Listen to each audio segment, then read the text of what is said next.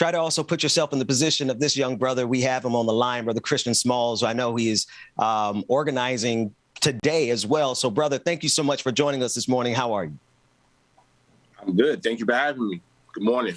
I can barely. Good morning. Dwayne Patcham to me, Brother Smalls, we've had a chance to talk about you a bit this morning, and I want to appreciate you for coming on. Before we get into what's happening right now, because there's action that's happening right now. There's organizing that's happening right now. But how did we get here? Could you tell the people a little bit about your journey and your leadership in this unionizing effort at Amazon? Sure, absolutely. My journey started almost 2 years ago. Back in March of 2020, I held the walkout out of the same facility that we unionized in JFK in Staten Island over the health and safety concerns when COVID-19 came into play in the beginning of the pandemic. Amazon failed to protect its workers.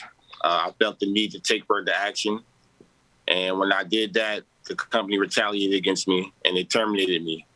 When they did that, they pretty much motivated me to continue organizing up into the efforts when we saw the RWSU last year begin their campaign. We felt that this is time to start here in New York, and around April of last year, that's when we began our campaign here in Staten Island, a little over 9 months ago. So here we are today, getting ready to get into an election. To be determined, the date and regulations. Next week, we go to court with Amazon on February 16th. Brother, and shout out to all the people who are organizing, because this is a massive effort. This attempting to unionize a company the size of Amazon, even if it's just your local warehouse, is a monumental effort because, well, you don't get to be the size of Amazon. Now, this is my commentary. Don't attribute it to anyone else on the screen, but you don't get to be the size of Amazon without doing a little bit of exploitation of labor and union busting. Now, I was speaking with Jordan Sheridan of Status Quo earlier this week, and a video leaked of those actual efforts where Amazon was trying to intimidate union organizers. Can you tell us a little bit more about that? And where is that particular warehouse in proximity to the one that you're unionizing? So, yeah, this is actually the video that we are referring to. This is actually the same warehouse. This is JFK Staten Island. This happened on Monday morning.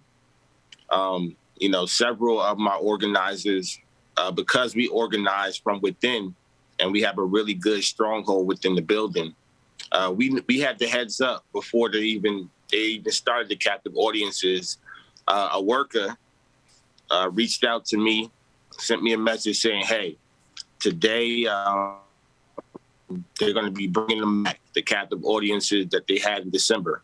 So I said, okay. We had a meeting with my organizers, and I said, you know what, let's put together a plan to effectively go in as a collective and shut them down. And that's exactly what we did. We crashed one of the meetings in the morning as a group. We walked in, at first we hit some bumps. Workers were a little taken off by surprise, but we made sure that we gave the workers, we even gave the union busters a chance to explain the non-facts, and then we rebutted. And at the end of our rebuttal, the workers sided with us because it made sense. That's right. Anything fighting for more money, $30 an hour, sounds like a plan to me. And the workers were believing us, and we were able to successfully shut down the captive audiences for that day. Dr. Matt. Brother Smalls, let me just simply say this. I am absolutely humbled by your strength, your tenacity. I'm just absolutely humble. And I just want to say on behalf of a grateful people, as a brotherhood in this group we call Black men, you stand as a king, young lion, and I'm just humbled by you. I'm proud of you, and just fight that good fight. Win, lose, or draw, brother, you have won in every shape, form or fashion. I look at you as, you know, you didn't hear this part earlier, but I look at you in the same eyes that I look at some of the great iconic leaders of our day, the Frederick Douglasses. And you may not think, brother, I'm not a Frederick Douglass, but trust and believe. When you think about what it is you're doing, you are in that genre of the Frederick Douglasses, the A. Philip Randolphs, those who have led and paved the way, and sometimes at a great sacrifice. And I just want to say to you how proud we are of you, Black man. Thank you. And we love you, man. That's right. Thank you. I really appreciate that. Yeah, no doubt, fam. No doubt. Okay, Christian, I want to pivot just a little bit with the time that we have left. Could you tell the people how, because I know you're actually out there, and I'm not going to hold you. What do Black people need to know? What do progressives, people who stand with unions and organizing, what do we need to know in order to help in this moment? What can the average person do to help you all in this effort? Yeah, the number one thing, you know, we got to make sure that we're amplifying this. This is really underreported, what's going on in New York. And it's no shade to Alabama. We love Alabama. We stand in solidarity with Alabama.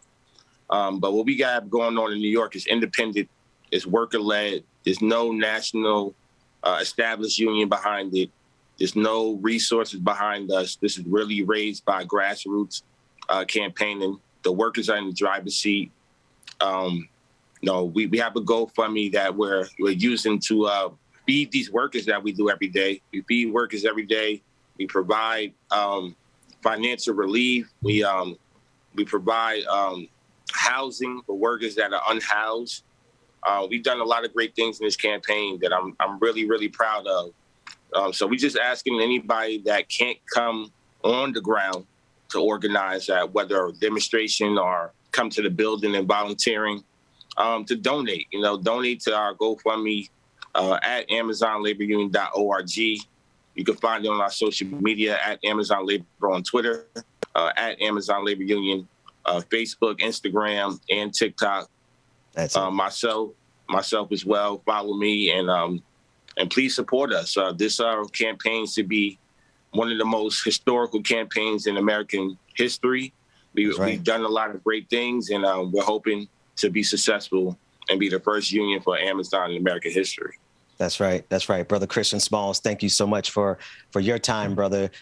We want to stay connected with you as you go on this journey. And again, yes, shout out to all the boys and the ladies and the Black women organizing down at Bessemer, Alabama, the Bamazonians. Shout out to them as well. Thank you so much for your time this morning. Hey, Ben, before you go, and Brother Smalls, I'm going to tell you what, you know, when you talk about needing resources, given that Jeff Bezos gave $100 million to Van Jones, a Black man, hey, Van, if you can hear the sound of my voice, why don't you use some of that money to support the efforts of Brother Smalls and what these folks are getting? Because Lord knows that given that Bezos is worth $100+ billion, you would think that in this capitalistic society of what these brothers and sisters are fighting for fair and equitable wages, and because you being a former member of the Obama administration, you would think that you'd have some heart and soul about that. And if he gave you $100 million, I think you can use a little bit of that money in the direction, put a little bit of that money in the directions of Brother Smalls.